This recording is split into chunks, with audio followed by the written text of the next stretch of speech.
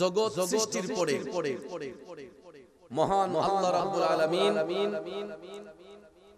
সত্যের পয়গাম পৌঁছে দেওয়ার জন্য যুগে যুগে বহু নবী রাসূল আল্লাহ তাআলা এই পৃথিবীতে পাঠিয়েছেন। 1,24,000 মতান্তরে 2,24,000 নবী রাসূল আল্লাহ তাআলা পাঠিয়েছেন। তবে আমাদের নবী ছাড়া অন্য সকল নবীগণকে আল্লাহ তাআলা নির্দিষ্ট করে এক একজন নবীকে এক একটা কওমের মধ্যে পাঠিয়েছেন। ঠিক কি না? আমাদের নবীকে নির্দিষ্ট কোন কওমের মধ্যে পাঠান নাই। তিনাকে 7 আসমান 7 জমিন 80,000 আলম আরশ কুরসি লৌহ কলম আল্লাহর সৃষ্টি জগতে যতটা জগৎ সমূহ রয়েছে প্রত্যেকটা জগতের জন্য রহমত স্বরূপ আল্লাহ তাআলা প্রেরণ করেছেন। ঠিক কি না? তবে সব নবীগণের একটাই মেসেজ ছিল, তোমরা পড়ো লা ইলাহা ইল্লাল্লাহ। সমস্ত নবীগণ আল্লাহর পরিচয় দেওয়ার জন্য যারা আল্লাহর পক্ষ থেকে এসেছেন, আল্লাহকে চিনাইবার জন্য জানাইবার জন্য। লা ইলাহা ইল্লাল্লাহ এটা কিন্তু আল্লাহর কালেমা নয়। লা ইলাহা ইল্লাল্লাহ হলো নবীদের কালেমা। সুবহানাল্লাহ। যার অর্থ হলো আল্লাহ ছাড়া দুসরা কোনো মাবুদ। এই সাক্ষ্যটা দেওয়ার জন্য আল্লাহ তাআলা সমস্ত নবী রাসূলকে পৃথিবীতে পাঠিয়েছেন। তবে হ্যাঁ, যারা কালেমা স্বীকার করত তারা তাদের নবীর নামে কালেমা পড়ত। আর না হলে কেউ এটা বিশ্বাস করত না। যেমন ঈসা নবীর উম্মতরা যদি কালেমা স্বীকার করত লা ইলাহা ইল্লাল্লাহ, এরা সাথে সাথে পড়ত মুসা কালিমুল্লাহ। ঈসা নবীর উম্মতরা যখন স্বীকার করত লা ইলাহা ইল্লাল্লাহ, সাথে সাথে বলতো ঈসা রূহুল্লাহ।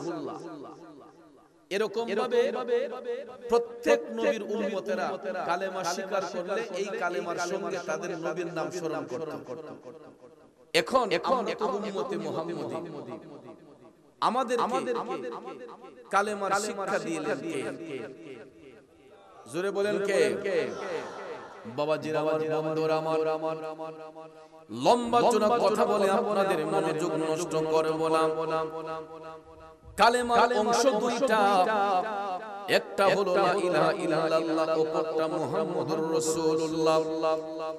লা ইলাহা ইল্লাল্লাহ হলো নবীদের কালেমা। সকাল থেকে সন্ধ্যা পর্যন্ত জপতে থাকুন। আপনারা বলুন, মুহাম্মাদুর রাসূলুল্লাহ ছাড়া কি কালেমার কোনো সমাপ্তি হয়? সকাল থেকে সন্ধ্যা পর্যন্ত লা ইলাহা ইল্লাল্লাহ কালেমা জপতে থাকেন, ওই কালেমার পূর্ণতা তখন পর্যন্ত হবে না যতক্ষণ আমার আল্লাহর কালেমা যুক্ত করা না হয়। তাইলে লা ইলাহা ইল্লাল্লাহ যদি নবীদের কালেমা হয়, মুহাম্মাদুর রাসূলুল্লাহ হবে আল্লাহর কালেমা। ঠিক না বিঠিক? বন্ধুরা আমার, বাবাজিরা, এই দুইটার সমন্বয় হয়ে যায় এক কালেমা, যেখানে আর কোনো গ্যাপ থাকে না। এই কালেমার সমাপ্তি বইটা হবে এক কালেমা, দুইটার সংমিশ্রণে এক কালেমা, লা ইলাহা ইল্লাল্লাহ মুহাম্মাদুর রাসূলুল্লাহ। ওই কালেমা যারা পড়লো এরা মুসলমান হয়ে গেল, ইসলামের মধ্যে দাখিল হইল। ঠিক না বেঠিক? এই জন্য কবি বলেছেন, কালেমা লাগে পড়ে আল্লাহ মাঝখানে রাসূল, সৃষ্টি কোলে মোদের নবীর নাই যে সমতুল। আল্লাহ পাকের প্রিয় নবী সৃষ্টির উপরে এলেন নূরের নবী যখন মক্কা নগরে, এলেন নূরের নবী যখন মক্কা নগরে। কালেমা মুখে নিয়ে মূর্তি সিজদায় পড়ে এলেন নূরের নবী যখন মক্কা নগরে। কষ্ট হচ্ছে আমার বাবাজিরা, বন্ধুরা আমার, রাহমাতাল লিল আলামিন নবী আসার আগে এই জগৎ ছিল অন্ধকার, যেটাকে আইয়ামে জাহিলিয়াতের যুগ বলা হইতো। যেই যুগের মধ্যে বাবা মেয়ের সঙ্গে জিনা করত, ভাই বোনের সঙ্গে জিনা করত, নারীদেরকে জীবন্ত কবর দেওয়া হইতো। নাউজুবিল্লাহ। কোন কবি মনোযোগ সভ্যতা বলতে পৃথিবীতে কিছু ছিল না। কন্যা সন্তান জন্মগ্রহণ করলে তাদেরকে জীবিত মাটির নিচে পুঁতে রাখা হইতো এবং কোন নারীর যদি স্বামী মারা যেত ওই নারীগুলাকে এরা অলক্ষী মনে করে বিধবা নারীদেরকে জীবন্ত মাটির নিচে পুঁতে রাখতো। জোরে কন্যা নাউজুবিল্লাহ। এই দৃশ্যটা এখন পর্যন্ত গেলে আপনারা দেখতে পাবেন। সৌদি আরবে যদি কোনদিন যান, মক্কা শরীফ যদি উমরা হজ করতে বা বড় হজ করতে যান, মেসফালায় একটা কবুতরের মাঠ আছে, ওই মাঠ দিয়া হেরিয়া শরীফের দিকে বরাবর হাঁটতে থাইকা ওভার ব্রিজটা পার হইয়া গিয়া দেখবেন আরেকটা ছোট্ট কালভার্ট আছে। ওই কালভার্টটার ডান পাশে তাকাইয়া দেখবেন একটা জায়গা আছে কোন পর্যন্ত বালি মাখা, আর ওই জায়গার মধ্যে গিয়ে দেখবেন গুলগুল কিছু কবরের চিহ্ন আছে। এই কবরগুলোকে বলা হয় জিন্দা কবর। কি কবর? ওই কবরগুলোকে বলা হয় জিন্দা কবর। আমি যখন 2017 সালে গিয়েছিলাম তখন আমি যখন ওই দিকে তাকাইলাম আমি দেখলাম চতুর্পার্শ্বে টাইলস লাগানো, চতুর্পার্শ্বে বিল্ডিং আর বিল্ডিং, কিন্তু শত শত বিল্ডিং এর ভিতরে একটা জায়গা এখন পর্যন্ত বালি মাখা রয়েছে। আমি একজনকে জিজ্ঞেস করলাম, ভাইয়া এই জায়গাটা এখন পর্যন্ত টাইলস লাগানো হয় না কেন? লোক আমারে বলল, হুজুর আপনারা আলেম মানুষ, কোরআন হাদিস পড়া আপনারা কি এটা জানেন না? আমি বলছি ভাই আমার আসলে ধারণা নেই। তখন ওই ভদ্রলোক কই, হুজুর এই জায়গাটা কিয়ামত পর্যন্ত হেরেম শরীফের কাছে এই রকম ভাবেই থাকবে, কারণ এই জায়গাটা হলো জিন্দা কবর। রাসূল নিষেধ করেছেন ওই জায়গাটা লেভেল না করার জন্য, টাইলস লাগানোর জন্য এবং পাক্কা করার জন্য আমার নবী নিষেধ করে গিয়েছিলেন। কেননা পৃথিবীর মানুষরা যাতে দেখা বুঝতে পারে জাহিলিয়াতে ওই মানুষগুলা কেমন অত্যাচার নির্যাতন নারীদের উপর করত, এই জন্য যে গুলগুল কবরগুলা দেখা যায় এইগুলা হচ্ছে বিধবা নারীদের কবর। যেই নারীদের স্বামী মারা যাইতো এদেরকে অলক্ষী মনে করে এই কবরের ভিতরে জীবিত মাটির নিচে চাপ দিয়া রাখতো। নাউজুবিল্লাহ, কি বলবেন না? এই অত্যাচারকে দূরীভূত করার জন্য, এই নিপীড়নকে দূরীভূত করার জন্য আল্লাহ রাব্বুল আলামিন নূরের নবীকে রাহমাতাল লিল আলামিন রূপে পৃথিবীর মধ্যে পাঠাইলেন। আমার নবী যখন আসলেন ওই নূরানি জবান মোবারক থেকে কালেমার দাওয়াত যখন দিতে লাগলেন, তখন ভাইয়েরা আমার অনেক বেদিনরা দিনের মধ্যে এসেছে, অনেক কাফির মুশরিকরা কালেমা পড়ে মুসলমান হয়েছে। কিন্তু আফসোস হলো আমার নবী ওই কালেমার দাওয়াত নিয়ে প্রথম গিয়েছিলেন আবু জেহেলের কাছে, নবীজির চাচা আবু জেহেলের কাছে। আব্বারে আমার নবী মুস্কি হাইসা গিয়া বলতেছেন আবু জেহেলকে যে, চাচা আপনি কালেমা পড়ুন, এই কালেমা সত্য বানে। আবু জেহেল ডাক দিয়া কয়, ভাতিজা তোমার এই কালেমা যে সত্য কালেমা, এটার কি প্রমাণ তোমার কাছে আছে? মুখে মুখে তুমি বলতেছো এটা সত্য কালেমা, আমি এটা বিশ্বাস করি না, আগে এটার সত্যতা তুমি আমাকে দেখাও। দয়াল নবী মুস্কি হাইসা বললেন, চাচা এই সত্য কালেমার কি প্রমাণ আপনার দরকার? কোন ডকুমেন্টটা দিলে আপনি বিশ্বাস করবেন এই কালেমা সত্য কালেমা? তখন আবু জেহেল ডাক দিয়া কয়, তুমি যদি আসমানের চন্দ্রটা দুই টুকরা কইরা দেখাইতে পারো তাইলে আমি মনে করব তোমার এই কালেমা সত্য কালেমা। আমার নবী আপনার নবী মুস্কি হাইসা কয়, চাচা গো চন্দ্র দুই টুকরা হইলেই কি আপনি কালেমা পড়বেন? আবু জেহেল কয়, আগে দেখাও। আপনারা বলেন আমার নবী দেখাতে পারবে কি পারবে না? আরো জোরে কোন পারবে কি পারবে না? এই বিশ্বাস কার কার আছে দুইটা হাত তুলে দেখাই। নারায়ে তাকবীর, নারায়ে রিসালাত, আহলে সুন্নাত ওয়াল জামাত। আবু জেহেল ने भी कहा चांद दो टुकड़े करके वो भी करके दिखाया है, वो नबी हमारा है। अबू जहल ने भी कहा चांद दो टुकड़े करके वो भी करके दिखाया है, वो नबी हमारा है। जिसका कोई सानी नहीं वो नबी हमारा है। খারাপ লাগতেছে আমার বাবাজিরাম। বন্ধু মিস্টার আবু জেহেল আমার নবীর সামনে দাঁড়ানো, রাহমাতাল লিল আলামিন নবী চাঁদের দিকে ইশারা কইরা হাত মুবারক উঠাইয়া আমার মদিনার কামলিওয়ালা নবী, নূরের নবী, মায়ার নবী চাঁদের দিকে ইশারা করতে দেরি হয়েছে গো, আসমানের চন্দ্রটা দুই টুকরো হইতে দেরি করে নাই। সায়াতি শাজারুনা তাকাল হাজারু শাকাল কামারু বিইশারাতিহি আল্লাহু আল্লাহু আল্লাহু আল্লাহ আল্লাহু আল্লাহু আল্লাহু আল্লাহ। বন্ধু আমার বাবাজিরা গো, আমার মদিনার কামলিওয়ালা নবীজি নূরানি হাত মুবারক উঠাইয়া চাঁদের দিকে ইশারা করতে দেরি হয়েছে, আসমানের চন্দ্র দুই টুকরো হইতে দেরি করে নাই। আবু জেহেল দেখছিল কথা কোন দেখছি নেই, আমার নবী মুস্কি হাইসা বলতেছেন চাচা দেখলেন তো চন্দ্র দুই টুকরা হয়ে গেছে, এবার বলুন কালেমা পড়বেন নে। বেঈমান আবু জেহেল ডাক দিয়া কই ভাতিজা মুহাম্মদ সাল্লাল্লাহু আলাইহি ওয়াসাল্লাম, আবু জেহেল ডাক দিয়া কই ভাতিজা আর কত জাদু মন্ত্র করবা, তুমি আর কত জাদুগিরি দেখাইবা, নাউজুবিল্লাহ কি বলবেন না? আমার নবী কি জাদুকর? এ বন্ধু বেঈমান আবু জেহেল আমার নবীর যখন জাদুকর বলল, সাথে সাথে দয়াল নবীর চোখের পানি মুবারক টক টক করে ঝরতে লাগছে। আমার নবী জ্বলন্ত মুজিজা মুবারক আবু জেহেলের চোখের সামনে দেখানোর পরেও এই বেঈমান আবু জেহেল নবীরে কয় নবী জাদুকর।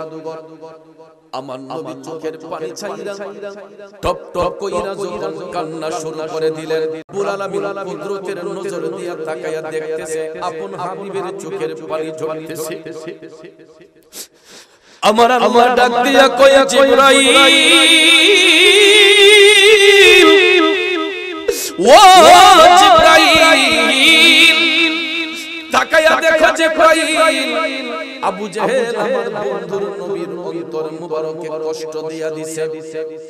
আমার আল্লাহ ডাক দিয়া কয় জিবরাইল, ও জিবরাইল আমি আমার বন্ধু নবী মুস্তাফার সামান্যতম কষ্ট সহ্য করতে পারি না, আমি আমার নবীর সামান্যতম কষ্ট সহ্য করতে পারি না। যাও জিবরাইল যাও, ওহী নিয়ে আমার বন্ধুর নিকট হাজির হইয়া যাও। আবু জেহেলের দাঁত ভাঙার জবাব দিয়ে আসো। সঙ্গে সঙ্গে জিবরাইল আলাইহিস সালাম আমার আল্লাহর পক্ষ হতে ওহী নিয়ে নবীজির কদম মুবারকে হাজির হয়ে গেলেন। আল্লাহ রাব্বুল আলামিন ঘোষণা পাঠাইলেন, বিসমিল্লাহির রহমানির রহিম,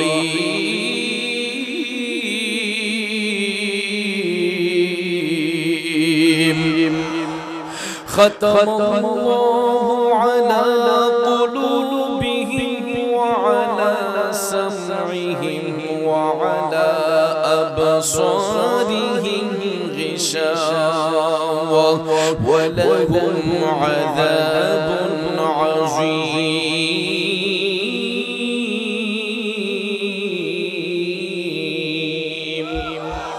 ঘোষণাকার আরো জোরে কর আল্লাহ বলে খাতামাল্লাহ, আমি আল্লাহ মোহর মেরে দিয়েছি, শিল মেরে দিয়েছি। শুধু আবু জেহেল নয়, আল্লাহ কয় কিয়ামত পর্যন্ত যত আবু জেহেল মার্কা মুনাফিক থাকবে, এই জন্য আল্লাহ কয় আলা কুলুবিহিম, সমস্ত মুনাফিকদের অন্তরে খাতামাল্লাহ আমি মোহর মেরে দিয়েছি, আলা কুলুবিহিম সমস্ত মুনাফিকদের অন্তরে, ওয়া আলা সামিহিম তাদের কর্ণসমূহের মধ্যে, ওয়া আলা আবসারিহিম গিশাওয়া এবং তাদের দৃষ্টি শক্তির মধ্যে। অর্থাৎ বেঈমান মুনাফিক যারা যারা, আবু জেহেল মার্কা মুনাফিক যারা, এরা সত্য জিনিসটা চোখ দিয়া দেখবে, কান দিয়া শুনবে, তারপর অন্তর দিয়া স্বীকার করবে না। এই জন্য আমার আল্লাহ কই ওয়ালাহুম আযাবুন আযীম। ওই সমস্ত মুনাফিকদের জন্য আমি আল্লাহ যন্ত্রণাদায়ক শাস্তি নির্ধারণ করে রেখেছে। এ টুকচানপুরের বাবাজিরা, এখন আপনারা বলুন, আবু জেহেল মার্কা মুনাফিকরা এখন পর্যন্ত দুনিয়াতে আছে না নাই? এরা অতীতেও ছিল, বর্তমানেও আছে, ভবিষ্যতেও থাকবে। যদি আল্লাহর কোরআন সত্য হয়, আল্লাহর কোরআন প্রমাণ করেছে আবু জেহেল মার্কা মুনাফিক যারা হবে, আল্লাহ এদের অন্তরে মোহর মারছে, চোখের মধ্যে মারছে, কানের মধ্যে মারছে। কারণ এরা সত্য জিনিসটা চোখ দিয়া দেখবে, কান দিয়া শুনবে, কিন্তু অন্তর দিয়া এটা স্বীকার করবে না। এই জন্য আল্লাহ কয় আমি তাদের জন্য যন্ত্রণাদায়ক শাস্তি নির্ধারণ করে রেখেছে। বন্ধুরা আমার, বাবাজিরা, এখন আমার প্রশ্ন হলো মুনাফিক কারা? আপনারা ভালো করে শুনবেন।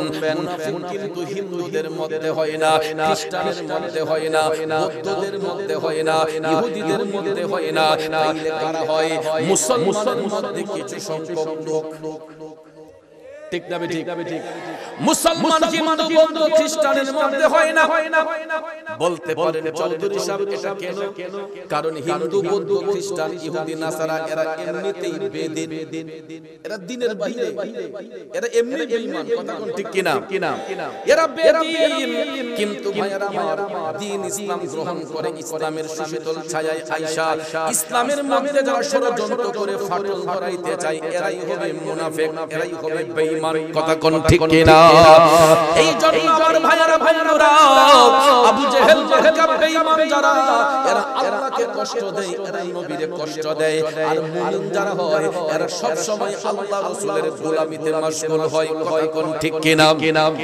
এই জন্য কবি বলেছেন, ওরে বিয়াদবে রাসূল যারা, নবীর দেখা পাবে না, গোলামে রাসূল হইবে যারা, নবীজি তাদের বলবেন না। ঠিক না ঠিক? বন্ধুরা আমার, বাবাজিরা, এখন প্রশ্ন করতে পারেন, হুজুর আপনি তো গোলামে রাসূল হইবে যারা, রাসূল তাদের বলবেন না, আপনি আশিকে রাসূল বলেন নাই কেন? বাবাজিরা আমার, এই কারণে বলি নাই, আমাদের মতো অযোগ্য নাচিস ব্যক্তিদের নামের আগে আশিকে রাসূল কথাটা বেমানান। এ বন্ধুরা বাবাজিরা, ডক্টরেট ডিগ্রি অর্জন না করে কেউ যদি নামের আগে ডাক্তার লেখাই মানাইবনি, হ্যাঁ, এফআরসিএস না হইয়া যদি কেউ নামের আগে এফআরসিএস ডাক্তার লেখাই, এমবিবিএস লেখাই মানানসই হবেনি।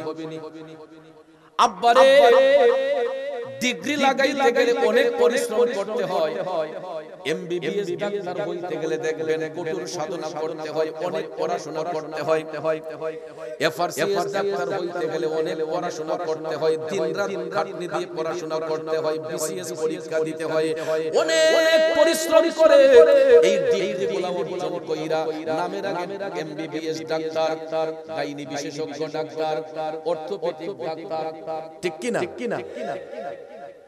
এইগুলা সাধারণত ব্যক্তির নামে হয় না।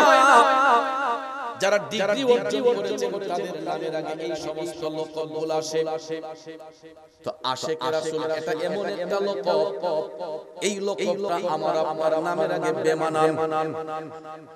কারণ আশিকে রাসূল ওই সমস্ত ব্যক্তিরা হবে যারা চোখ খোলা অবস্থায় আমার নবীরে দেখে, চোখ বন্ধ করলো আমার নবীরে দেখে। আব্বারে আশিকে রাসূল যারা হবে, এরা একটা মুস্তাহাব আমলও বাদ দিতে পারে না। আমাদের রাসূলের কোনো গোলাম বলে স্বীকার করেন নাই। আমরা আশিক হইলাম কখন? আগে গোলামি করতে হবে, ঠিক না বেঠিক? আমার নামের আগে যদি কেউ আশিকে রাসূল লেখে আমি বিরোধিতা করি, কারণ আমি তো এটার যোগ্য নই। আমি তো এখন নবীর গোলামি করতেছি। রাসূল যদি আমারে গোলাম বইলা স্বীকার করে তাইলে অটোমেটিক একদিন আশিকের খাতায় নাম আসবে, ঠিক না বেঠিক? আশিক যদি বলতে হয়, আশিক ছিলেন আবু বকর সিদ্দিক। আশিক রাসূল যদি বলতে হয়, আশিক রাসূল ছিলেন উমর ইবনে খাত্তাব রাদিয়াল্লাহু তাআলা আনহু। আশিক রাসূল যদি বলতে হয়, আশিক ছিলেন হযরত উসমান রাদিয়াল্লাহু তাআলা আনহু।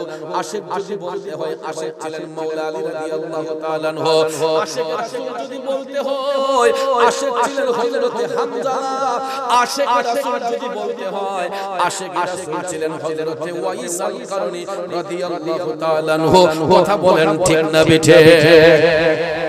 বেঈমান আবু জাহেল নবী দেখার পরে নবী চিনল না। নবী না চিনার কারণে পরিণামটা ভালো হইছে না খারাপ হইছে? কেমন খারাপ হইছে?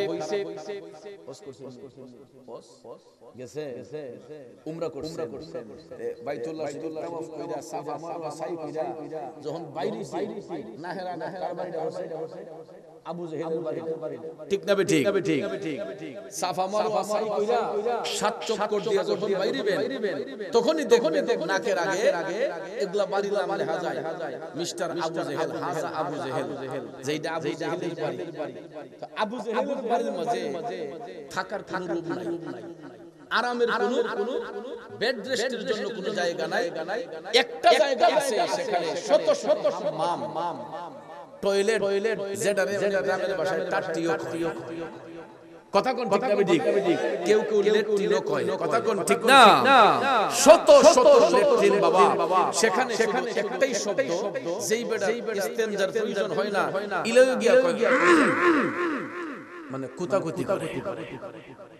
যে বেটা পেশাব পায়খানার প্রয়োজন নাই, এই বেটা যখন শুনে যে এটা আবু জাহেলের না, আবু জাহেলের বাড়ি না হইলো গিয়া কুতায়া কুতর সাইরাই। কথা কোন ঠিক না বেঠিক? এটা হলো বিয়াদবি রাসূলের পরিণাম। নবীর সাথে বেঈমানি করার কারণে, বিয়াদবি করার কারণে মিস্টার আবু জাহেলের বাড়ির মধ্যে শুধু টয়লেট আর টয়লেট। এ আমার মায়েরা বন্ধুরা দেখো রে, আশিক রাসূল কারে কয়? হযরত ওয়াইস আল কারনী। আমার নবীর সঙ্গে সরাসরি কোনোদিন সাক্ষাৎ হয় নাই, কিন্তু অন্তরের মধ্যে নবীর ভালোবাসা এমন ভাবে গাইতা রাখছে।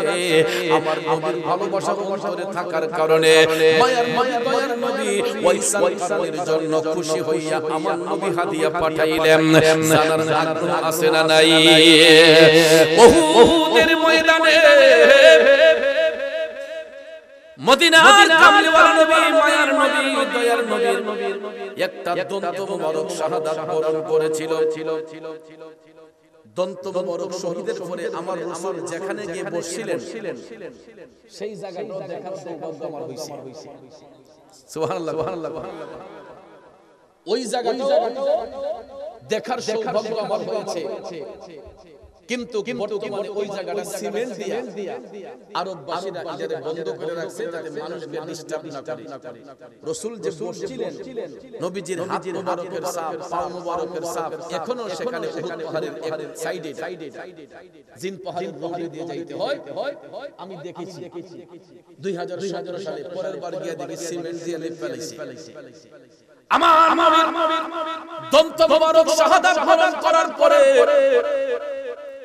কাশফুল কুলুবের মাধ্যমে জানতে পেরেছিলেন হযরত ওয়াইস আল কারনী যে নবীজির দাঁত মোবারক শাহাদাত বরণ করেছে। এখন এটা উপরের পারি থেকে পড়লো না নিচের পারি থেকে পড়লো? ওয়াইস আল কারনী সেটা ভাবতে শুরু করলেন, কোন দাঁতটা পড়লো, উপর থেকে নাকি নিচ থেকে পড়লো? সর্বপ্রথম তিনি উপরের পারি থেকে একটা দাঁত টান দিয়ে খুললেন এবং ইনজেকশন দিয়ে অচেতন করে নয়, সজ্ঞানে সমস্ত ওয়াইস আল কারনী প্রথমে নিজের উপরের পারি থেকে টান দিলেন। রক্তটা যখন ফিচকি মেরে বের হয়ে গেল, ওয়াইস আল কারনী কাঁদে, না জানি আমার দিনের নবীর কত কষ্ট হইছে রে।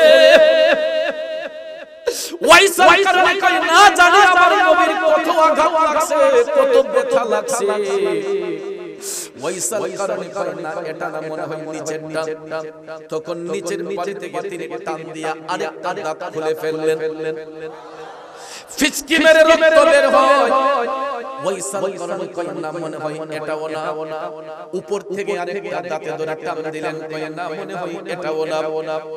এই রকম ভাবে একবার উপরে একবার নিচে, একবার উপরে একবার নিচে ধইরা টানতে টানতে টানতে টানতে রে এ টুকচানপুরের বন্ধু আমার নবীর মহব্বতে নবীজির কষ্টে ব্যথিত হইয়া ওয়াইসাল কারণে নিজের 35টা দাঁত মোবারক আমার জিন্দা নবীর প্রেমে কুরবান কইরা দিছে।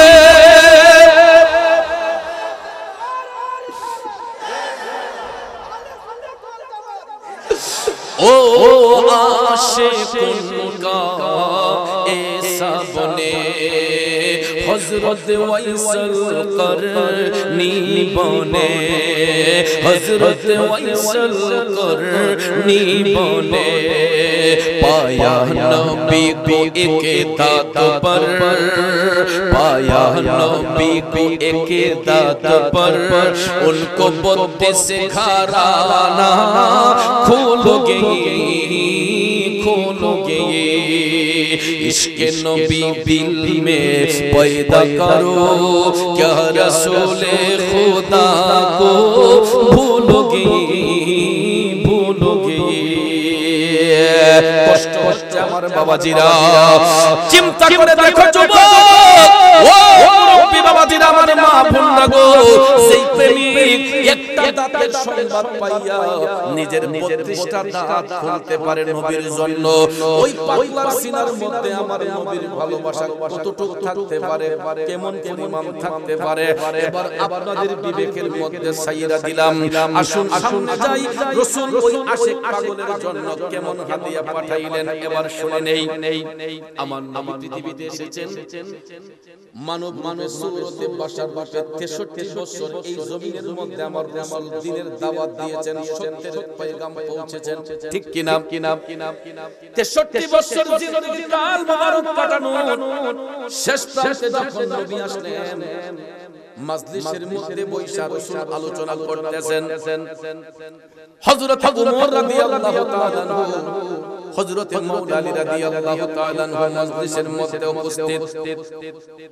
অসংখ্য সাহাবায়ে কেরাম আমার রাসূল যখন তালিম প্রদান করতেছেন বাবাজিরা, হঠাৎ করে দেখা যায় নবীজির শরীর মুবারকের জুব্বা মুবারক খানা নূরে ঝলঝল করতেছে। আমার নবীর পোশাক মুবারক পৃথিবীর শ্রেষ্ঠ পোশাক, এর চাইতে পোশাক আর হইতে পারে না।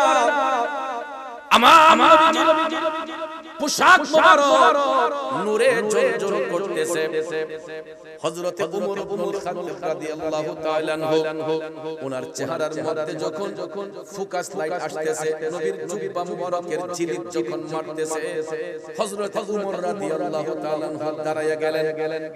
আসসালাতু ওয়াসসালামু আলাইকা ইয়া রাসূলুল্লাহ। নবী গো, ও মায়ার নবীজি, আমি গোলাম আপনার কদমে জানতে চাই নবী গো, যেই দিন আপনার বেসাল হবে, ইন্তেকাল হবে, আপনার এই জুব্বাখানা আমরা কি করব, কাকে দান করব? তারা পরামর্শ করতেছেন কি করা যায়। আমার রাসূল উত্তর করলেন না। হযরত ওমর বসে গেলেন একই প্রশ্ন করার জন্য। হযরত মাওলা আলী দাঁড়ালেন। হযরত আলী ডাক দিয়া কই, নবী গো, আমারও তো একই প্রশ্ন, আপনার ইন্তেকালের পরে এই জুব্বাখানা আমরা কি করব, কাকে দান করব?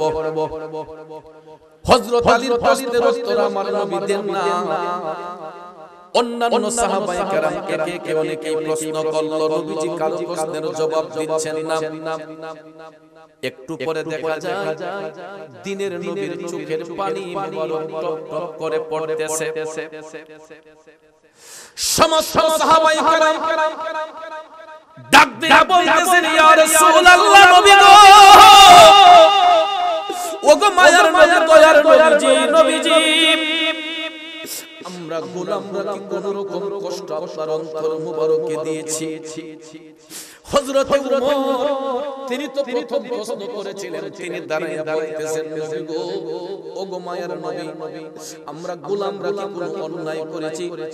আমার রাসূল বলেন, না উমর, তোমরা কখনো আমাকে কষ্ট দিতে পারো না। হযরত উমর ডাক দিয়া কই, নবী গো, তাইলে আপনার চোখের পানি পড়তেছে, এটার কারণ কি? তখন নবী ডাক দিয়া কই, উমর, আমি এই মুহূর্তে আমার একটা পাগলার কথা স্মরণ কইরা কান্দে। সাহাবায়ে কেরাম ডাক দিয়া কই, নবী গো, কে সেই ভাগ্যবান পাগলা? কে এত বড় ভাগ্যবান? কে এত বড় সুনসিবের অধিকারী যার জন্য মদিনার কামলিওয়ালা নবী চোখের পানি ছাইরা কান্দে? এত ভাগ্যবান কে নবী গো যার জন্য আপনি নবী কাঁদতেছেন? তখন আমার নবী ডাক দিয়া কই, আমার পাগলার নাম হলো ওয়াইস। নাম কি? দেখেন দেখেন কারে কয়। আমার নবী ডাক দিয়া কই, আমার পাগলার নাম হলো ওয়াইস। সেই আমিন দেশের অন্তরালে নির্জন একটা এলাকায় করণ দেশে বাস করে। রাসূল তখন ডাক দিয়া কই, উমর, আমার ইন্তেকালের পরে আমার এই জুব্বা নিয়ে তোমরা কখনো টানা হেসরা করবা না। তুমি আমার আলীর সঙ্গে নিয়ে আমার পাগলার সন্ধানে যাইয়া যদি তার খুঁজে পাও, আমি নবীর পক্ষ থেকে আমার পাগল ওয়াইসকে সালাম দিবা, আর আমার গুনাহগার উম্মতের জন্য তারে দোয়া করতে বলবা। আর আমি নবীর পক্ষ থেকে আমার ব্যবহৃত এই জুব্বাখানা আমার পাগল ওয়াইসকে তোমরা হাদিয়া দিয়ে আসবা। হযরত ওমর ডাক দিয়া কই, নবী গো, আমরা না হয় সেখানে গেলাম, আপনার ওসিয়ত পালন করলাম, কিন্তু নবী গো, ওয়াইস নামে তো আরো অনেক লোক সেখানে থাকতে পারে। যেমন টুকসানপুরে যদি উত্তর পাড়ায় একজন আব্দুল করিম থাকে, পশ্চিম পাড়ায় একজন আব্দুল করিম থাকতে পারে কিনা? এক গ্রামে একই নামে দুই তিনজন আছে না? তাইলে সাহাবায়ে কেরামের প্রশ্নের মধ্যে যুক্তি আছে না নাই? হযরত ওমর ডাক দিয়া কই, নবী গো, ওয়াইস নামে তো আরো অনেক লোক সেখানে থাকতে পারে, আপনার পাগল ওয়াইসকে আমরা চিনব কেমনে? এখন ভাইয়ারা, আমার নবীর সঙ্গে তো সরাসরি কোনদিন ওয়াইসের কারণে সাক্ষাৎ হয় নাই, নবী তো সরাসরি কোনদিন দেখেন নাই। এই অবস্থায় সাহাবায়ে কেরাম জানতে চাইলেন, নবী গো, তারে চিনব কেমনে? এখন আপনারা বলুন, আমার দয়াল নবী চিনাইতে পারবে কি পারবে না? এই ক্ষমতা রাসূলকে আমার আল্লাহ দিছে কি দিছে না? কেমনে দিল দেখেন। আমার নবী ডাক দিয়া কই,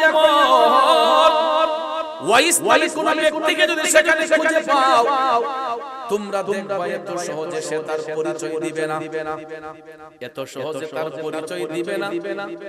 তবে তোমরা একটা জিনিস লক্ষ্য করে দেখবা, তার ডান হাতটা মুঠ করা থাকবে। আমার নবী কেমন নবী দেখেন, রাসূল ভবিষ্যৎবাণী দিতেছে, আমার ওয়াইসকে লক্ষ্য করে দেখবা এত সহজে তার পরিচয় দিবে না, কিন্তু তার ডান হাতটা মুঠ করা থাকবে। ওই হাতটা যদি খুলতে পারো, দেখবা তার হাতের মধ্যে সাদা একটা দাগ আছে। হে মনোরে নবী, আমরা কোথায় গেলে পারে? ঠিক না বিটি? আমরা কেমন নবীর উম্মত? ও টুকচানপুরের বাবাজিরা, রাসূল এই জিনের কথা বলে দিলেন, সাহাবায়ে কেরাম শান্তিতে হয়ে গেলেন, তাদের ঈমান মজবুত, তারা নবীকে বিশ্বাস করেন। ঠিক কি না? কম নবীর কথার মধ্যে শ্রদ্ধাশীল হইয়া হযরত ওমর, হযরত মাওলা আলী, তারা যার যার বুঝ পায়া যার যার বাড়িতে চলে গেলেন। এরপর থেকে দিন যায় রাত যায়, দিন যায় রাত যায়, যাইতে যাইতে যাইতে তারা আমার নবীর গোলামি করতেছেন।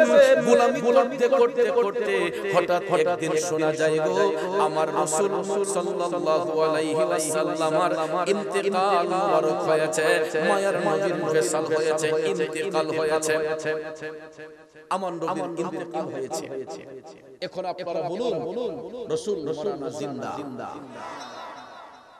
জিন্দা নবীর আবার ইন্তেকাল হয় কেন? বিষয় আছে না? ফেস বাংলা বলি, না ফেসরা হল নবী যদি জিন্দা নবী হয় জিন্দা নবীর আমার ইন্তেকাল হয় কেমনে বায়রা মায়েরা বন্ধুরা এই কথাটা লা মাযহাবি যারা সালাফি যারা এরা আপনাদেরকে বইলা আটকায়া দিব যে কোরআনের আয়াত দিব ইন্নাকা মাইয়িতুন ওয়া ইন্নাহুম মাইয়িতুন যে আপনিও রাসূলকে কি বলবেন যে আমিও মরণশীল তুমিও মরণশীল এটা বইলা এরা বলে যে নবীও মরছেন আমরাও মরছি তো নবীর ইন্তেকাল হইছে আমরাও ইন্তেকাল হইছে এইজন্য নবী মরা নবী নাউজুবিল্লাহ কোন কত সুন্দর কোরআনের ডকুমেন্ট দিয়া আমরারে বুঝাইবো কত সুন্দর দলিল দিয়ে কইবো যে রাসূল মরা নবী এখন আপনারা বলেন যদি আরো 500 দলিল দেয় আপনারা কি রাসূলকে মরা বলবেন না জিন্দা বলবেন তে রাসূল যদি জিন্দা হয় জিন্দা নবীর আবার ইন্তেকাল হয় কেমনে তখন উত্তরটা দিবেন কেমনে উত্তরটা দেওয়া একেবারে সহজ এই উত্তর দেওয়ার জন্য আপনাকে টাইটেল পাস করতে হবে না মাদ্রাসার বারান্দায় যেতে হবে না শুধু আকল দিয়া বিবেক দিয়া ওই ব্যক্তিটার বইলা দিবেন ভাই আপনি বলুন তো রাসূল কি শিখতে আসছেন না শিখাইতে আসছেন আল্লাহ ব্যতীত এই পৃথিবীতে আমার নবীর শিক্ষক আছে তিনি তো বেনজির বেমিসাল আমার নবীর সাথে কারো তুলনা আছে তিনি বেনজির বেমিসাল নবীজির সঙ্গে কারো কোনো তুলনা নাই এখন রাসূল কি এই পৃথিবীতে আসছেন শিক্ষা নেওয়ার জন্য না দেওয়ার জন্য নবীজির শিক্ষক only one person তিনি হলেন রাব্বুল আলামিনের একজন ছাত্র উনি রাহমাতাল লিল আলামিন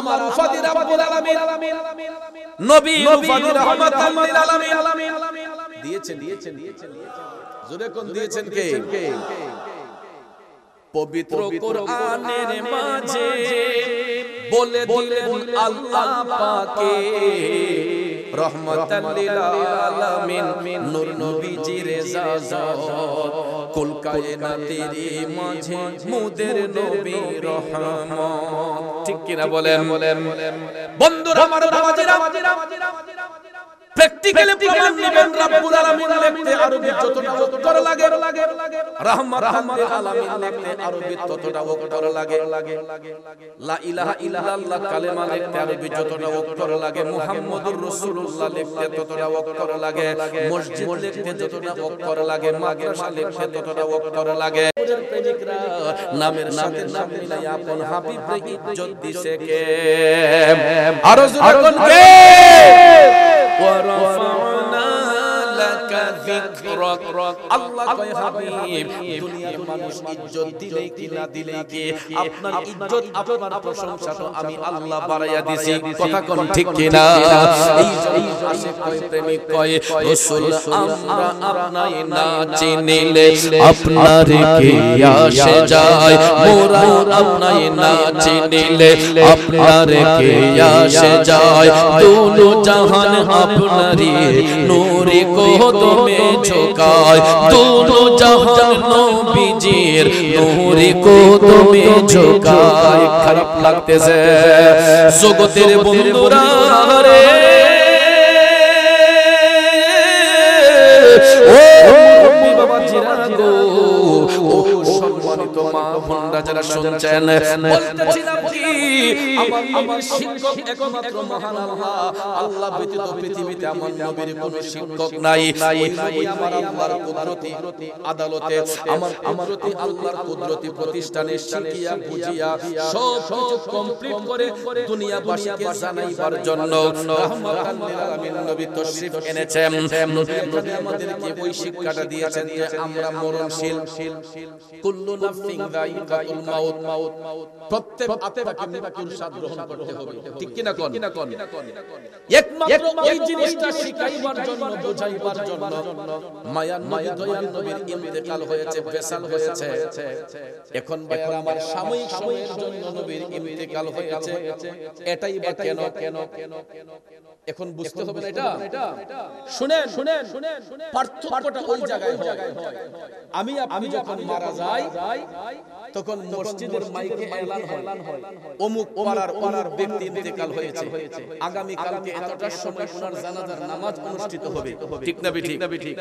এরপরে মসজিদের ইমাম সাহেব হোক, পীর সাহেব হুজুর হোক বা যেই কোনো একজন ভদ্রলোকের ইমামতির মাধ্যমে ওই মৃত ব্যক্তির জানাজা দিয়া তারে কবরস্থ করা হয়। ঠিক না ঠিক? আমার নবী যদি মরা নবী হইতেন, নবীর জানাজা হওয়া দরকার ছিল। নবী যদি মরা নবী হন, তাইলে আমরা মানলে যেমন জানাজা হওয়ার কথা, রাসূল বলল তো জানাজা হওয়ার কথা ছিল। পৃথিবীর সমস্ত আলেম আউলিয়া কোরআন সুন্নাহর আমাকে একটা দলিল প্রমাণ দেন যে নবীর ইন্তেকালের পরে জানাজার নামাজ পড়াইছেন অমুক সাহেব। পারবেন? আমি 10 লক্ষ টাকা চ্যালেঞ্জ দিয়ে গেলাম। নীল আকাশের নিচে এমন যদি একটা দলিল দিয়ে সহিহ সনদে প্রমাণ করতে পারে নবীর ইন্তেকালের পরে জানাজার নামাজ পড়াইছেন অমুক সাহাবী বা অমুক নবী অমুক ব্যক্তি, তাকে 10 লক্ষ টাকা পুরস্কার দেব। কারণ আমার নবী হায়াতুল নবী, জিন্দা নবী। এই জন্য বলা হয়েছে আল আম্বিয়া আহইয়াউন, সমস্ত নবীগণ জিন্দা ফি কুবুরিহিম, আপন আপন রওজা শরীফে ইউসাল্লুন, তারা নির্দিষ্ট টাইমে সালাত আদায় করেন। চিল্লায়ে বলেন সুবহানাল্লাহ। আর জোরে বলেন সুবহানাল্লাহ। কারণ হায়াতুন নবী গো জানি আমরা ঈমানে, হায়াতুন নবী গো জানি আমরা ঈমানে। কষ্ট হচ্ছে আমার ভাইয়েরা, গভীর যুগ। এবার বলুন আমার নবী মরা না জিন্দা? এই কারণে জিন্দা, কারণ জিন্দা নবীর কোনো ইন্তেকাল হইলেও জানাজার নামাজ হয় নাই। এই কারণে রাসূলের বেসাল হওয়ার পরে জানাজা হয় নাই। যার জানাজা হয় নাই তারে আমরা কেমনে মরা বলবো? হায়াতুন নবী, জিন্দা নবী। কথা বলেন ঠিক কি না? এবার আলোচনায় চলে যাই। আমার বেসালের পরে, ইন্তেকাল মুবারকের পরে রওজা শরীফে রাসূল আরাম করতেছেন। এবার ওসিয়ত পালনের জন্য আমার নবী তো ওসিয়ত করছিলেন জুব্বা ওয়াসকুরনি পাকবারে দেওয়ার জন্য। ঠিক না? ওসিয়ত পালনের জন্য হযরত ওমর নবীজির জুব্বা মুবারক খানা ভাঁজ করলেন। হযরত আলী বললেন, আলী চলো। নবী তো বলছেন বোনকে সাথে নিয়ে যাওয়ার জন্য, আমরা পাগলের সন্ধানে যাই। তখন তারা দুইজন নবীজির ব্যবহৃত জুব্বা মুবারক হাতের মধ্যে লইয়া তারা যখন রওনা হলেন ইয়ামেন দেশের উদ্দেশ্যে, বাবারে যাইতে ইয়ামেন দেশের মধ্যে তারা গিয়া যখন পৌঁছালেন, এখন দেশটা তারা খুঁজে পায় না। কারণ ইয়ামেন একটা প্রদেশের নাম। এই প্রদেশের অন্তরালে ছোট্ট একটা এলাকার নাম টুকসানপুর। ঠিক না ঠিক? বৈরব একটা উপজেলা। এই উপজেলার অধীনে এমনও গ্রাম আছে আপনারা টুকসানপুরের মানুষও জানেন না। আছে না? যেমন আমি নিজেও বৈরব টুকসানপুর আজকে প্রথম চিনলাম। এও লোকের মারফতে। এটা যে বৈরব উপজেলা আমি তো জানতাম না। তো এরকম বৈরব একটা উপজেলা, আপনারা টুকসানপুরের মানুষ। এই উপজেলার অধীনে এমনও গ্রাম আছে, এই উপজেলার মানুষ আপনারা জানেন না। আছে না? ইয়ামেন একটা প্রদেশের নাম। ওই প্রদেশের অন্তরালে ছোট্ট একটা এলাকার নাম করণ। ওই করণ দেশের মধ্যে ওয়াইসাল কারণী বাস করেন। এখন ইয়ামেন দেশের মধ্যে উপস্থিত হইয়া হযরত ওমর এবং মাওলা আলী তারা করণ দেশটা তালাশ করতেছেন। কেউ ঠিকানা বলতে পারে না, কারণ অনেকেই চিনে না।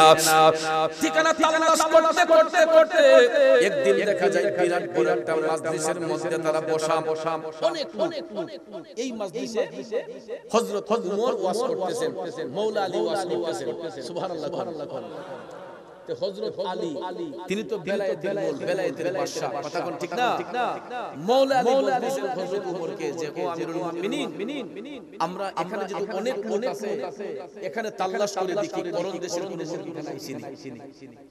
হযরত ওমর বললেন কথাটা অযৌক্তিক না। তখন হযরত ওমর তিনি বললেন মাজলিসের ভাইয়েরা, ও মাজলিসের ভাইয়েরা, আপনাদের মাজলিসের মধ্যে করণ দেশের কোন লোক এখানে আসছেন নি? এমন সময় দেখা যায় 4-5 জন লোক হাত তুললা কয় হুজুর আমাদের বাড়ি করণ, আমরা করণ দেশ থেকে আসছি। হযরত ওমর সঙ্গে সঙ্গে তাদেরকে বললেন ভাইয়েরা আপনারা একটু আমাদের কাছে আসেন। এরা ছিল পিছনে সারির বসা, এদেরকে সামনে আনলেন। সামনে আইয়া হযরত মাওলা আলী বলতেছেন ভাই আপনাদেরকে আমরা এই কারণেই ডাকছি, বলুন তো আপনাদের এলাকায় ওয়াইস নামে কোন লোক বাস করে? এরা কয় না হুজুর, ওয়াইস নামে তো কোন লোক আমাদের সমাজে বাস করে। বিষয়টা দুঃখজনক। এই কথা শোনার পরে হযরত ওমর আবার আচ্ছা ভাই ওয়াইস নামে কাউকে আপনাদের এলাকায় চিনেন আপনারা? তখন লোকেরা ডাক দিয়া কয় হুজুর ওয়াইস নামে কোন লোক আমাদের সমাজে বাস করে না, তবে ওই নামের একটা পাগলা আছে আমাদের এলাকার মধ্যে হুজুর, সে তো লোকালয়ের অন্তরালে বাস করে, লোক সমাজে বাস করে না, মানুষের অন্তরালে, লোকালয়ের অন্তরালে। আমাদের এলাকায় নির্জন একটা জঙ্গল আছে, প্রায় সময় দেখি ওই জঙ্গলের মধ্যে একটা গায় কাদের মধ্যে লইয়া আসা যাওয়া করে। হুজুর আমাদের কারোর সঙ্গে কথাবার্তা বলে কম, আমাদের কারোর সঙ্গে যোগ জিজ্ঞাসা রাখে না, প্রায় সময় দেখি একটা গাইড কাদের মধ্যে লইয়া জঙ্গলার ভিতরে আসা যাওয়া করে। ওই ইসলামী ওই পাগলাটারে আমাদের এলাকার মধ্যে আমরা চিনি। টপ টপ করে চোখের পানি ছাইরা হযরত ওমর বললেন ও করণ দেশের ভাইয়েরা, ওই পাগলটাকে আমাদের প্রয়োজন, আমরা ওই পাগলাটাকে খুঁজতে এসেছি, ওই পাগলাটার কাছে আমরা যাইতে চাই। তখন লোকেরা ডাক দিয়া কই হুজুর করণ দেশে এত লোক থাকতে পাগলার তালাশ করবেন কেন? এই পাগলারে খুঁজবেন কেন? এত মানুষ থইয়া? আসলে মুরব্বির একটা কথা বলে যে যারে চিনে সেই তারে কিনে, মানিকে মানিক চিনে রতনে রতন। এরে টুকসানপুরের ভাই বাজিরা যায়া দেখেন এই টুকসানপুরের মধ্যে এমন কিছু পাগল আছে, দেখলে হয়তো আমাদের কাছে তারা নোংরা মনে হয়। টুকচানপুরে গিয়া দেখেন, এলাকায় গিয়া দেখেন এমন কিছু পাগল আছে, দেখতে হয়তো তারে নোংরা মনে হয়, আযাব লাগে আমার কাছে। কিন্তু যায়া দেখেন এই নোংরা ব্যক্তিটা আউলাকে সে পাগল বেশে ঘুইরা আমার মাওলার সাথে এমন প্রেমের কালেকশন ফিট করছে যেটা আমরা লেবাস লাগাইও করতে পারি নাই। কথা বলে এই জন্য কোনদিন রাস্তার পাগল দেখলে এদেরকে করেন না, পছন্দ হইছেন না ভাষ কাটে আই ফিরে পাগল নিয়ে তামসা করেন, কারণ কে কোন ভাবে আছে এটা তার মালিকই ভালো জানে। মন ভাঙ্গে না মসজিদ ভাঙ্গে, ভাঙ্গে আমার আল্লাহর ঘর, এ ভাঙ্গে আমার আল্লাহর ঘর, মন্দিরে আল্লাহর বাড়ি, ব্যথা দিস না তার ভিতর। ঠিক না বেঠি? আরে মন ভাঙ্গে না মসজিদ ভাঙ্গে, ভাঙ্গে আমার আল্লাহর ঘর, মন্দিরে আল্লাহর বাড়ি, ব্যথা দিস না তার ভিতর। এ টুকচানপুরের বাবাজিরা ও বন্ধুরা আমার, মালিকে মালিক চিনে রতনে রতন, যে যারে চিনে সেই তারে কিনে। এই জন্য আব্বা করণ দেশের লোকরা করণ দেশ থেকেও পাগল ওয়াইস করণকে চিনতে পারে নাই, কিন্তু মদিনার কামলিওয়ালা নবী ঠিকই তারে বন্ধু রূপে গ্রহণ করছে। কথা কোন ঠিক কি না? এই জন্য আমার ভাইয়ারা আশিক কয় মন যদি দিতে হয় নবীকে দিও, ভালো যদি বাসতে হয় নবীকে বাসো। ঠিক কি না? একজন আরেকজনের মন দেওয়া দিল করলে মাঝে মাঝে আমার আপনার প্রেমের মধ্যে ফাটল ধরে যায়। ঠিক না বেঠিক? এক ছেলে আরেক মেয়েকে ভালোবাসে, এক ছেলে এক মেয়েকে ভালোবাসে, দুইজনের মধ্যে প্রেমের সম্পর্ক হইছে। কিছু কিছু ক্ষেত্রে দেখবেন অনেক সময় ভালোবাসার মধ্যে ফাটল দললে পরে দেখবেন একজন আরেকজনের চরিত্র নিয়ে মন্তব্য করে, ঠিক না? আমার দুনিয়াতে যে প্রেম করি একজন আরেকজনের সঙ্গে এদের মাঝে কলঙ্ক আছে, কিন্তু আমার নবীর প্রেমের কালেকশন এই প্রেম কথা কোন ঠিক কিনা? এই জন্য যুবক ভাইরা ওয়াইসাল কারণে এমন প্রেম আমার নবীর সঙ্গে করছে, সমাজের মানুষের সঙ্গে তিনি কম চলাফেরা করতেন, উঠা বসা কম করতেন, কারণ তিনি সব সময় আমার মাওলা পাকের ধ্যানে থাকতেন, আমার নবীর মহব্বত অন্তরে নিয়ে দুরুদে মগ্ন থাকতেন। কারণ লোকালয়ের মধ্যে থাকলে মানুষের মধ্যে থাকলে ইবাদতের মধ্যে ব্যাঘাত ঘটবে, এই জন্য তিনি লোকালয়ের অন্তরালে থাকতেন। ওয়াইসাল কারণে যখন লোকালয়ের অন্তরালে থাকে এই কথা জানতে পারলেন, তখন হযরত ওমর বললেন, ভাই ওই পাগলটাকে আমাদের দরকার, একটু মেহেরবানি করে পাগলার কাছে আমাদেরকে নিয়ে যাবেন।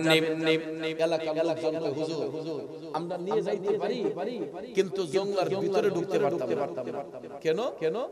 তখন লোকেরা জঙ্গলের ভিতরে তো হিংস্র প্রাণী থাকে, বাঘ সিংহ থাকে, এগুলার ভয়ে ভাগবো লোকের ভয়ে আমাদের এলাকার কেউ এই নির্জন জঙ্গলার ভিতরে যায় না। হযরত ওমর হাইসা দিলেন যে আসলে আপনারা হিংস্র প্রাণীর ভয়ে যাবেন না, ঠিক আছে, আমাদের শুধু লোকেশনটা দেখাই দিবেন। হুজুর ঠিক আছে, দেখেনি যারা দুনিয়া লুবি এরা বাঘ ভাল্লুককে ভয় পায়, কথা কোন ঠিক না বেঠিক? এরা বাঘ সিংহকে ভয় পায়, আর যারা আল্লাহর প্রেমে মগ্ন দুনিয়ার বাঘ সিংহ পর্যন্ত ঈমানদারদের কোনো ক্ষতি করতে পারে না। কথা কোন ঠিক না বেঠিক? এরা জঙ্গলার বাঘও খায় না। যারা মাওলার ধ্যানে মগ্ন হয়, যারা মাওলার প্রেমে বিভোর হয়, এদেরকে জঙ্গলার বাঘও ছয় না, খায় না। কথা কোন ঠিক না বেঠিক? এই জন্য আমার ভাইয়ারা গভীর মনোযোগ, এদের প্রেম এরা প্রেম করছে আমার মাওলার সঙ্গে, এরা প্রেম করছে আমার নবীর সঙ্গে। কথা কোন ঠিক কিনা? ওই আমি একটা জিন্দা লাশ, কাটিস না রে জঙ্গলার বাস, আমার লাইগা 3.5 হাত কবর করিস না, আমি পিরিতের রোলে পোড়া, মরার পরে আমায় করিস না। আল্লাহু আকবার। কবি এটাই বুঝাতে চাইলেন যে আমি তো আসলে মরা, আমি তো জিন্দা মরা। কথা কোন ঠিক না বেঠিক? আমি দুনিয়ার মানুষ থেকে লুকায়িত আমার মাওলার সঙ্গে প্রেম করি, আমাকে পুরার দরকার নাই, আমাকে তোরা ডিস্টার্ব করিস না। এটাই হলো কবির মনের ভাষা, ঠিক না বেঠিক? যুবক ভাইরা ওই লোকেরা ডাক দিয়া কইলেন আমরা জঙ্গলের ভিতরে ঢুকতে পারবো না। ওমর বললেন ঠিক আছে, আমাদের কিছু লোকেশনটা দেখাইয়া দিবা। এই সিদ্ধান্ত থাইকা পরের দিন তারা রওনা হইলেন ওয়াইসাল কারণের তাল্লাশে। যাইতে গো তারা যখন জঙ্গলার পারে যখন উপস্থিত হয়ে গেলেন, করণ দেশে যখন পৌঁছে গেলেন, জঙ্গলার পারে গিয়ে হযরতে আলী কয়, হুজুর আমরা আর ভিতরে যাইতে পারবো না। এবার হযরতে ওমর ডাক দিয়া কয়, ধন্যবাদ, আপনাদেরকে এবার আসতে পারেন, এই মুহূর্তে পাগলারে পাবো না। তখন লোকেরা কয়, হুজুর পাগলা এই টাইমে আসা যাওয়া করে। আরো জোরে কন্না সুবহানাল্লাহ। এবার হযরতে ওমর মাওলানাকে সাথে নিয়া লোকদেরকে বিদায় দিলেন। ওই লোকগুলো মনে মনে ভাবতেছে, আরে এরাও কেমন পাগল, আমরা এলাকা ভয়ে যাই না জঙ্গলের ভিতরে। আর ওয়াইসাল কারণে পাগল, সে জঙ্গলের ভিতরে আছে, ওয়াইস পাগল জঙ্গলের ভিতরে আছে। এই লোকগুলো তো তার মতো পাগলই দেখি, এরা কই চলো আমরা যাইগা। এরা যখন চলে গেছে, হযরত ওমর মাওলা আলীকে সাথে নিয়া তারা দুইজন জঙ্গলের ভিতরে ঢুকছেন। দুইটা দেখে গো হযরতে ওয়াইসাল কারণে কিবলা মুখী হইয়া নামাজের মাধ্যমে আমার মাওলা পাকে সিজদা করতেছে। আর জোরে কন্যা সুবহানাল্লাহ। ও নামাজ পড়ো রে গহীনে ডুবিয়া নামাজ পড়ো, পঞ্চয়াত্তা মুক্তা দিয়া জ্ঞানী মন সাজাইও রে গহীনে ডুবিয়া নামাজ পড়ো, নামাজ পড়ো রে গহীনে ডুবিয়া নামাজ পড়ো। কথা কথা ঠিক কিনা? নামাজ শুধু পড়লে হবে, নামাজ শুধু পড়লেই হবে না, যদি নামাজটা নামাজের মতো না হয়, কি ঠিক না? ঠিক নামাজ পড়লাম সুদ খাইলাম, এটা কথা কইলে তো আবার অনেকের কষ্ট লাগে। নামাজ পড়লাম সুদ খাইলাম, নামাজ পড়লাম ঘুষ খাইলাম, নামাজ পড়লাম ব্যভিচারী করলাম, নামাজ পড়লাম আরেকজনের ক্ষেতের লাল কাইটা নিজের ক্ষেতে ঢুকাইলাম, নামাজ পড়লাম ফলের মধ্যে ফরমালিন মিশাইলাম, তরকারিতে বিষ মিশাইলাম, নামাজ পড়লাম দুধের মাঝে পানি মিশাইলাম, এই নামাজ দিয়ে আমার আল্লাহ পাওয়া যাইবনি? কোন যাইবো? দেশে গাই ঘাস কাটা খাওয়াইছে, গাইটা দুয়াইছে, দুধটা খুব ঘন, গৃহস্থ সকালবেলা উঠে বাজারে দুধ দিব, গাইটা দুয়াইয়া দেহে দুধটি খুব ঘন, আবার এইরকম হজিরুমালটাও মাথার মাঝে দিছে, ফজরের নামাজটাও করছে, আবার বাজারে যখন দুধের মাঝে আদাসের পানি মিশাইয়া বালতিতে লাগাইতেছে, আবার জিকিরও করতেছে সুবহানাল্লাহ আলহামদুলিল্লাহ, এমদা কইলাম করে কথা কোন ঠিক? মুখে মুখে আল্লাহর নাম, অন্তরে শয়তানের কাম। মুখে মুখে আল্লাহর নাম, অন্তর দিয়ে শয়তানি কাম। এটা মুখ মিষ্টি অন্তর বিষ। নামাজ পড়ছো ভালো কথা, হাজি রুমালটা দিয়েছো ভালো কথা, আলহামদুলিল্লাহ, লেবাস জিকিরও সুন্দর ভালো, তাইলে দুধের মাঝে পানি মিশাই লেখে। কথা কোন ঠিক? দুধ আল্লাহর দেওয়া নিয়ামত, ইদার মাঝে পানি মিশাই করছে কিয়ামত। কথা দুধ আল্লাহর দেওয়া নিয়ামত, ইদার মাঝে পানি মিশাই করছে কিয়ামত। ফল ফসারি আল্লাহর দেওয়া নিয়ামত, ইদার মাঝে বিষ মিশাই করে কিয়ামত। কথা কোন ঠিক? ফল সুস্বাস্থ্যের জন্য, ফল ফসল মানুষের সুস্থ রাখার জন্য। ওহন দেয়া যায় আইনা কইনা আধা ঘন্টা ভিজিয়ে রেখে, 1 ঘন্টা ভিজিয়ে রেখে, কইটার মধ্যে এসিড আছে, এসিড যাইবো পানি মিশাই, কিন্তু এই পানিটা যে জায়গায় ফেলাইবো এই জায়গাটা তো বিষাক্ত। কথা বলে অনেক প্রাণী বিলুপ্ত হয়ে গেছে, অনেক ধরনের পোকামাকড় আমাদের দেশ থেকে বিদায় হয়ে গেছে, একমাত্র বিষ মারতে ফুক যে আমরা উঠতেছে আকাশে, এগুলো কার সৃষ্টি? আল্লাহর অনেক সৃষ্টিকে আদমরা নষ্ট করে ফেলতেছে। বিষ মারতে দানের মাঝে বলে ফুক বয়, জালার মাঝে বলে ফুক বয়, কিন্তু ভাইয়ারা আমার এই ফুকগুলোও কোন না কোন একটা আল্লাহর সৃষ্টির কোন একটা উপকার আসে। কথা কোন ঠিক?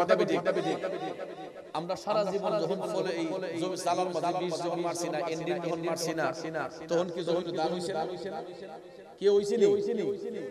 অনেক দানের মাঝে এত সুন্দর চাউল ভাত রান্নে কয়েকবার কবর হয়েছে, আর ওহন দেখবেন অনেক সাইল লোয়ার ফলোয়ার ভাত ফাক করলো দেখা যায়, এরকম গ্রাম সাইলের মাঝে নাই। কারণ আমরা বিশ্বস্ত করে আল্লাহর নিয়ামত আর কিয়ামত করে দিতেছি। কথা কোন ঠিক না বেঠি? আমরা কত নিকৃষ্ট হয়ে গেল, যাই না বুঝা মানুষের বিষ খাওয়াই, আবার দেখবেন নামাজ পড়তে কপালের মধ্যে কালো দাগ ফালাই। আসিনো বাবা 2-3 বছর আগে, 2 বছর আগে তো বাড়ি ফোন দিছি রাতে যে আজকে বাসা কামু কুস্তা লাগবো নি, কয় বাচ্চারা ফল